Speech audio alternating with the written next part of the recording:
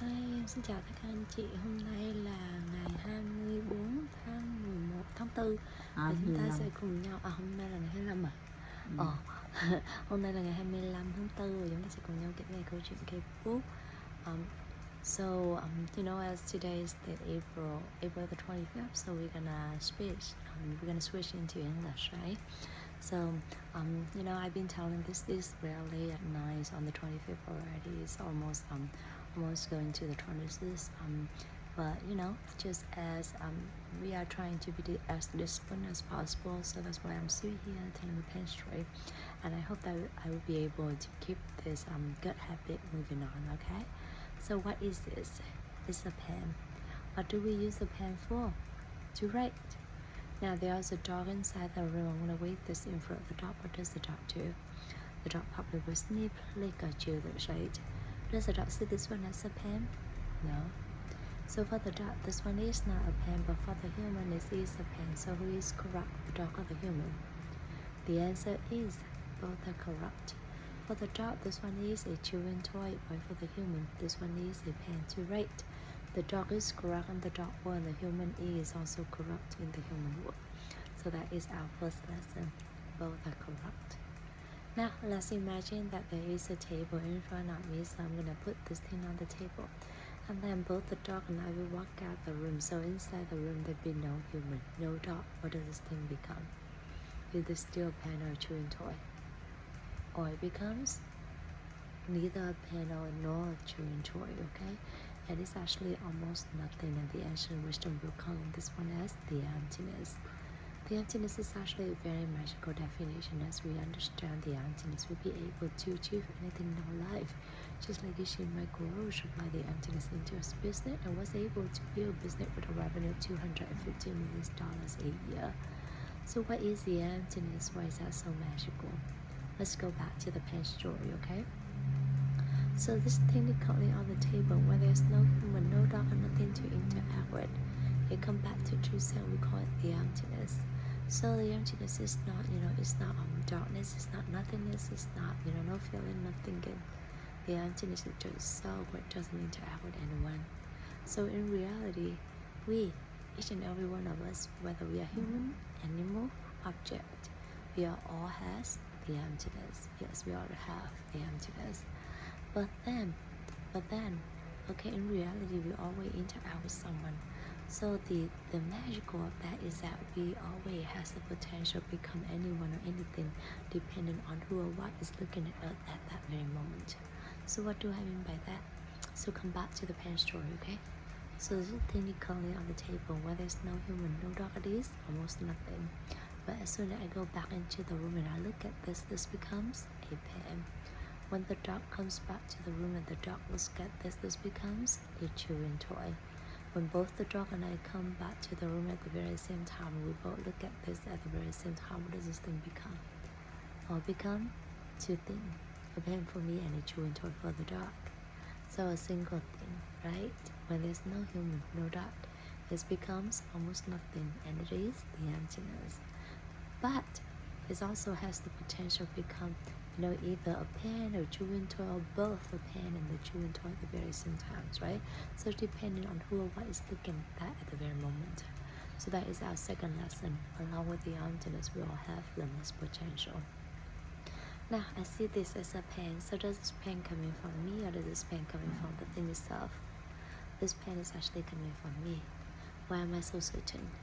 Because this thing is the pen itself, and the dog or anything in this entire universe, we have to see it for what it is, which is a pen. But does the dog see this one as a pen? No. So this pen is actually coming from me. This pen is actually coming from my mind, and everything is actually coming from our mind. So that is our third lesson. Everything is actually coming from our mind. Now we all agree that this pen is coming from our mind, right? So we're gonna change our mind, and we're gonna believe this one become a diamond. Okay, so please pray with me. Diamond, diamond, diamond. Open my eyes. It's still a pen. So what in my mind that forced me to see this as a pen but not a diamond? There are seeds inside our mind that the ancient wisdom calls karma. When we see something, the seed inside our mind will open up and cover this and made us see it for what had been planted only into our mind. So who planted those seeds into our mind then? Only you can plant the seed into your mind, and only I can plant the seed into your mind. How can we do it? We do it by 3 ways: by our word, by our actions, by our thoughts, especially toward other people. So for instance, I'm going to hold on to this and I'm going to say that I have the pen. Would you like to have this pen? And when my friend say yes, please, I'm so happy to give this to my friend with the hope that I can help my friend. So when I give this palm will open up, right? Both me and my friend will see it and start a remark in my mind. A couple days later, when I see this, I recognize this one as a pen, which meant that the seed of the pen has already been planted into my mind. And I pop up, open up, and cover this, and made us see it as a pen. And this is how a pen become a pen, or anything around us become what and who they are to us. In the pen story, there are several meaningful lessons. Today we went over 4 different lessons. The first lesson is both are correct, so we learn to respect each other's opinion. We learn to respect each other's choices, and we learn to listen to each other with a compassionate heart. The second lesson is, along with the emptiness we all have, limitless potential. So trust your potential, trust the potential of everyone and everything around you, trust the potential whatever happened to you. The third lesson is, everything is actually coming from the seed inside our mind. So we be 100% responsible to whatever happened to us. We don't blame anyone, because in the end, we are the only one who can plant the seed into our mind. Lesson number 4 is how to create or manifest our dream life in a very certain way. So we have to, first you have to know which we want to have in our life, right? So using lesson number 2, the emptiness and the potential. And then after that, we start planting the seed using our word, our action, our thoughts toward other people. If we want to have happiness, then we plant the happiness seed, using our word, our action, our thoughts toward other people, helping other people to be happier. If we want to have prosperity, then use our word, our action, our thoughts, helping other people to be more prosperous. And just like that, whatever that you want, making sure that you use your word, your action, your thoughts with other people, helping them to get that good seed.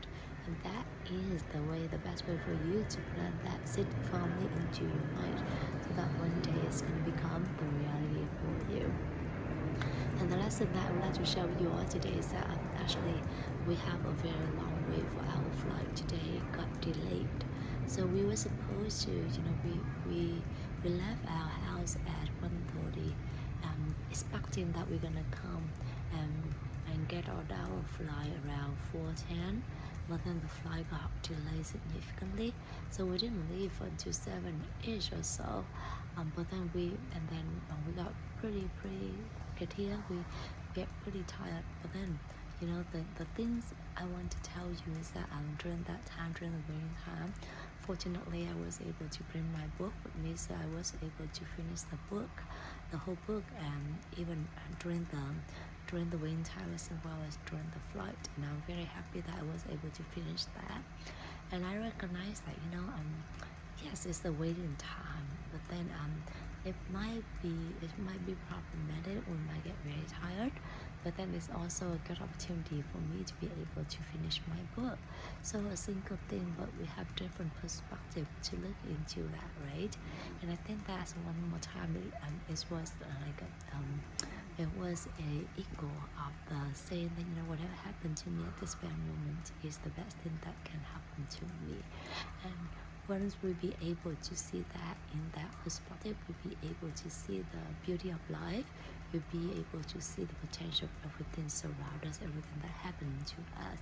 And I think that is the lesson that I get from this.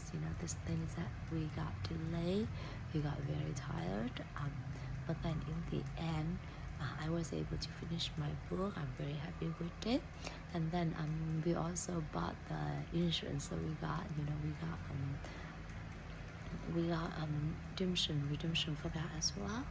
And then I also recognize how fortunate I was able to see all my families, and then be able to go at the same time with my nephew as well.